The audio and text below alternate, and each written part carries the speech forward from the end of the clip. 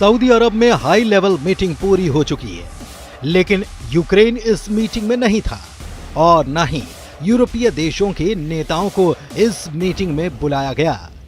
यानी कि मीटिंग हुई अमेरिका और रूस के प्रतिनिधियों के बीच। पहले खबर थी कि मीटिंग में पुतिन भी होंगे, ट्रंप भी होंगे, यूक्रेन के राष्ट्रपति वोलोदिमीर ज़ेलेंस्की भी होंगे, लेकिन तस्वीर तो कुछ अलग ही नजर आई। हाई लेवल मीटिंग का मकसद रूस और यूक्रेन के बीच चल रहे युद्ध को समाप्त कराना था, लेकिन फिर भी इस मीटिंग में यूक्रेन ही शामिल नहीं था। तो फिर इस मीटिंग में कौन कौन आया? मीटिंग में अमेरिका की तरफ से विदेश मंत्री मार्को रूबियो शामिल हुए। अमेरिका के ही एनएसए माइकल वॉट्स इसमें शामिल रहे, जबकि रूस की तरफ से विदेश मंत्री सर्गेई लावरोव और पुतिन के विदेश नीति सलाहकार यूरी उशाकोव इसमें मौजूद रहे। मीटिंग में वॉशिंगटन से विशेष दूत विटकॉफ भी शामिल हुए, जो कि यूक्रेन और रूस दोनों के लिए चर्चा कर रहे थे। लेकिन सवाल ये कि यूक्रेन ही इस बैठक में शामिल क्यों नहीं है? क्या यूक्रेन की तरफ से बैठक के लिए किसी को भेजा ही नहीं गया? तो जवाब है नहीं, यूक्रेन को दरअसल बैठक में बुलाया ही नहीं गया।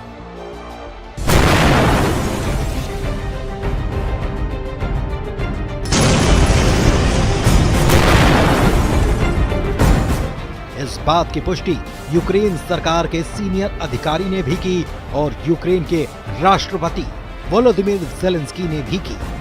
हैरानी की बात यह है कि मीटिंग में यूक्रेन शामिल होगा, ये बात अमेरिका के विशेष दूत कीथ केलॉग ने पहले से कही थी, लेकिन फिर भी यूक्रेन बैठक में नहीं था। यानी कि यूक्रेन को बैठक के लिए बुलाया ही नहीं गया और न ही यूरोपीय देश के नेताओं को बातचीत के लिए आमंत्रित किया गया। सोमवार को रूस के राष्ट्रपति कार्यालय क्रेमलिन के प्रवक्ता दिमित्री पेस्कोव ने दोनों देशों के नेताओं के बीच सऊदी अरब में होने वाली मीटिंग की पुष्टि कर दी थी।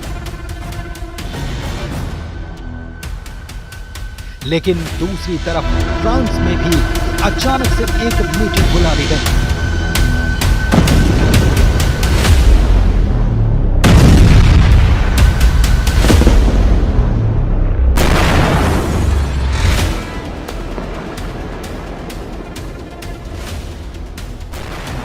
ये शिखर सम्मेलन फ्रांस के राष्ट्रपति इमैनुअल मैक्रों की तरफ से बुलाया गया।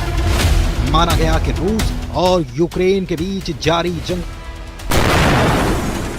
को रोकने को लेकर सऊदी में मंगलवार को होने वाली मीटिंग में यूक्रेन और यूरोपीय देश के नेताओं को ही बाहर रखने की आशंका के चलते ये सम्मेलन फ्रांस में बुलाया गया। इसमें यूरोपीय देश के नेता भी शामिल हुए थे।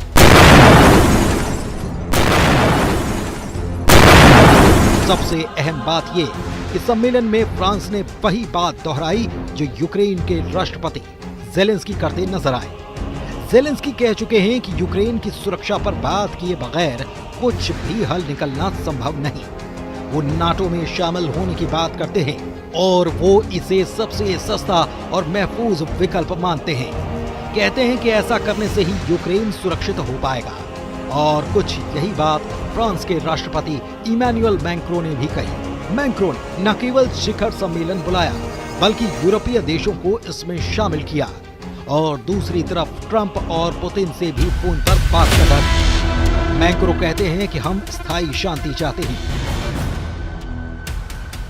और इसे हासिल करने के लिए रूस को अपनी आक्रामकता समाप्त करनी होगी।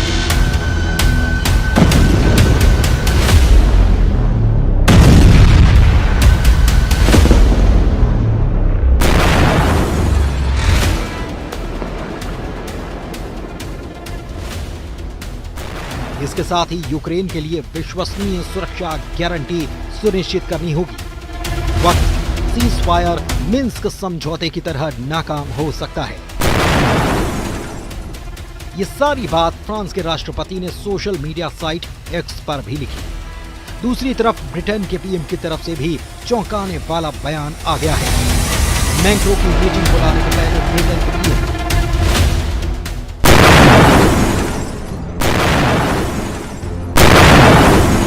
स्टारमर ने साफ कर दिया कि वो जंग के बीच यूक्रेन में सेना भेजने के लिए तैयार हैं और वो ये काम शांति समझौते के तहत यूक्रेन को सुरक्षा की गारंटी मिल पाए, इसके लिए करेंगे। उन्होंने ये भी कहा कि ये वो बात हल्के में नहीं कर रहे, बल्कि इसकी गंभीरता को समझते हैं। उन्हें अच्छी तरह से पता है कि इसमें ब्रिटिश सैनिकों को खतरा भी है। दरअसल अमेरिका खुद अपने आप को नाटो से अलग करने की बात कहता रहा है। खास तौर पर ट्रंप इसके पक्ष में कुछ ज्यादा है।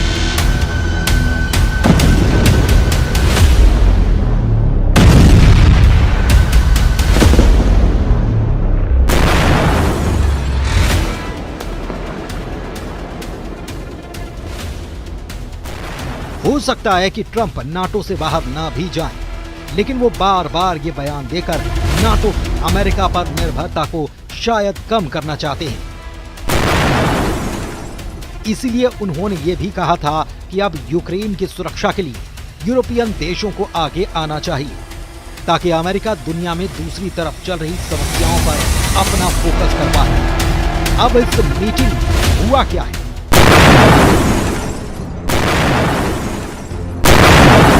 ये जानते हैं। तो सऊदी अरब में हुई मीटिंग में रूस की तरफ से कह दिया गया कि सिर्फ ये कहना काफी नहीं कि हम यूक्रेन को नाटो में शामिल नहीं करेंगे, क्योंकि साल 2008 में बुखारेस्ट में जो प्रतिज्ञा ली गई उसमें साफ कहा गया कि जॉर्जिया और यूक्रेन आखिरकार नाटो के सदस्य बनाए जाएंगे। इसके लिए साल 2008 में तय किया गया था, उसे रद्द करना या उससे इनकार अब करना होगा। पुतिन के विदेश नीति सलाहकार यूरी उशाकोव का कहना है कि सऊदी अरब में रूस और अमेरिका के बीच 4.5 घंटे की वार्ता समाप्त हो चुकी है और ये वार्ता सफल रही है। मीटिंग में भाग लेने वाले उशाकोव ने कहा कि दोनों पक्षों ने पुतिन और ट्रंप के बीच बैठक की शर्तों पर चर्चा की।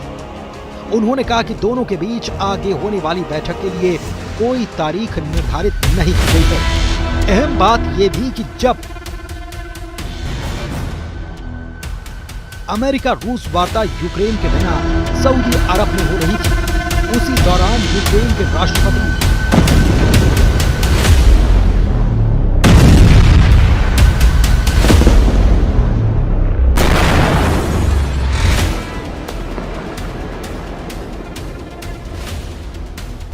ज़ेलेंस्की एर्दोगान के साथ बैठक के लिए तुर्की के अंकारा पहुंचे थे और यहां भी ये दोहराया गया कि यूक्रेन शांति के लिए तैयार है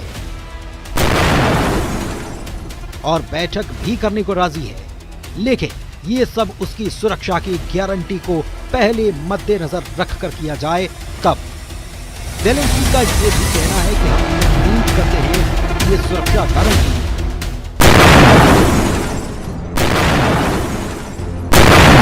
अमेरिका, यूरोपीय संघ, तुर्की और पूरे यूरोप के द्वारा प्रदान की जाएगी। हम किसी भी हाल में अपने अस्थायी रूप से कब्जे वाले क्षेत्रों को रूस के हिस्से के रूप में मान्यता नहीं देंगे, वे यूक्रेन का ही हिस्सा हैं। दूसरी तरफ European Union chief Ursula von der Leyen ने अमेरिकी दूत कीथ केलॉग से बात करते हुए कहा कि यूरोप ने किसी अन्य की तुलना में यूक्रेन को वित्तीय और सैन्य रूप से ज्यादा मदद की है और हम आगे और कदम बढ़ाएंगे। यूक्रेन के लिए न्याय संगत और स्थायी शांति प्रदान करने के लिए अमेरिका के साथ साझेदारी हम करना चाहते हैं और अभी का वक्त काफी क्रूशियल भी है। कुल मिलाकर सऊदी अरब की मीटिंग में अमेरिका और रूस के अधिकारियों की तो आपस में बात हुई, लेकिन यूक्रेन इससे गायब रहा, जबकि यूक्रेन के राष्ट्रपति वोलोदिमीर ज़ेलेंस्की नाटो और यूरोपियन देशों को साथ में जुटे हुए हैं।